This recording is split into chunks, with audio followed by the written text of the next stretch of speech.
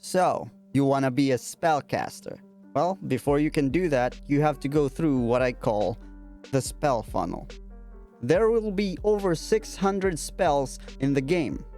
Out of those 600 spells, each class that is a spellcaster will only have access to a portion of it, which are called the class spell list. So a wizard can only learn from the wizard spell list. Some classes can also expand their spell list to include spells that they don't normally have access to. Before they can learn spells from their spell list though, they have to meet the spell level requirement, which is class level divided by 2, rounded up. For example, a 5th level wizard can learn 3rd level spells. Learning spells can only be done by leveling up, at which point that spell will be a known spell, and these spells that is part of your spells known are the only spells you can prepare. Think of your known spells as your arsenal. Prepared spells are the only spells that you can cast. Think of this as your loadout. The number of your prepared spells is equal to your class level plus your spell casting ability modifier. More on that later. As your loadout, you can change your prepared spell at any time outside of combat. It is recommended to do so. For example, do not prepare Hold Person against spiders. Spell slots are the resource that spellcasters use. It can only be recovered full via long rest. You can only cast spells that you have the matching or higher level spell slots. For example, you can cast Bless with 1st level spell slot or a 2nd level spell slot. Using a higher level spell slot is called upcasting. An upcasted Bless will have an additional target, so instead of 3 allies, you can bless 4 allies. Take note that not every spell will benefit from upcasting. There are also something called cantrips, which is available to every spellcasters and even non-spellcasters.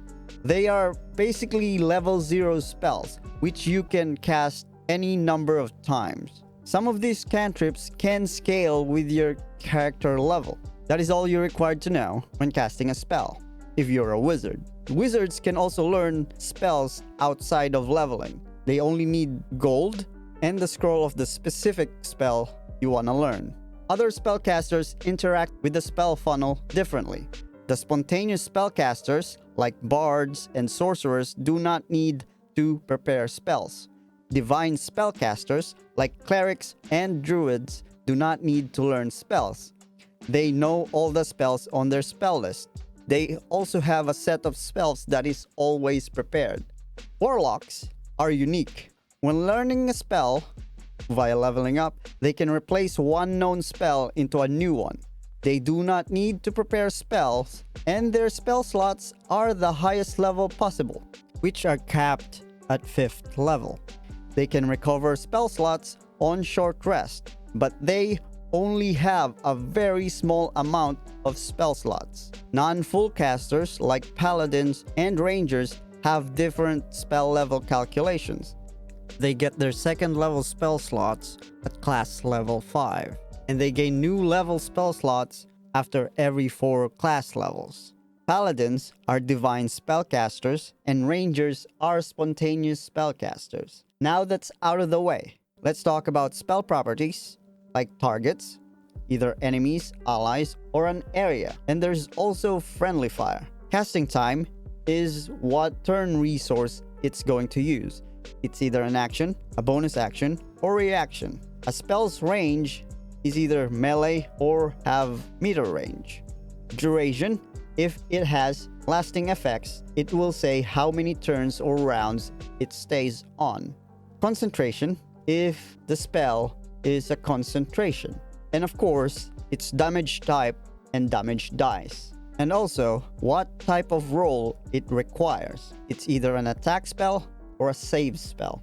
Spell attacks work like weapon attacks. It's the caster attack roll versus the target's AC.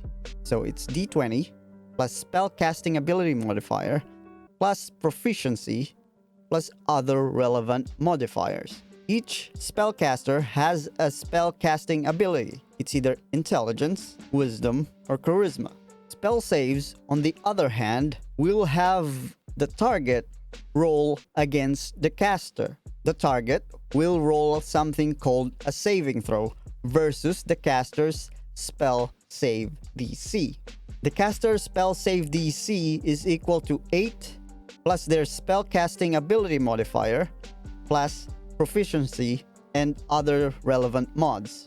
A saving throw is equal to D20 plus relevant ability modifier, and if they have proficiency in that saving throw, plus other relevant modifiers. Example of a save spell is a fireball, and it's a dex save. So it's gonna be Gale's spell DC, which is 8 plus 4 plus 3 versus D20 plus the character dex modifier plus proficiency if they have it plus other modifiers. Succeeding a saving throw either negates or reduces the effect of the spell. With this example, succeeding the saving throw halves the damage taken. Damage rolls for spells is very straightforward. It is the damage dice shown on the spell with a baseline of no modifiers. Some spells also applies conditions, which are not exclusive to spells, but it would be the leading cause of it. Conditions are state of characters that is very detrimental. For example, poisoned, burning, being paralyzed, or prone. Last but not least, concentration spells are very potent for benefits or detriments. Example are Bless for benefit and Bane for detriment. Your character can only cast one concentration spell at any time. If you cast a new one, it will drop the old one. And if you take damage, you will have to make a concentration roll, which is governed by Constitution.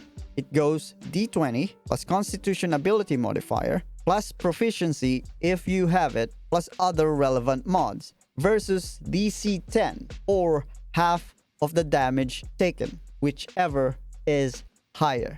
If you go down while concentrating on a spell, it is instantly broken. Well, you are now a spellcaster. Try not to throw a fireball at your friends. Or do. I'm not your mom.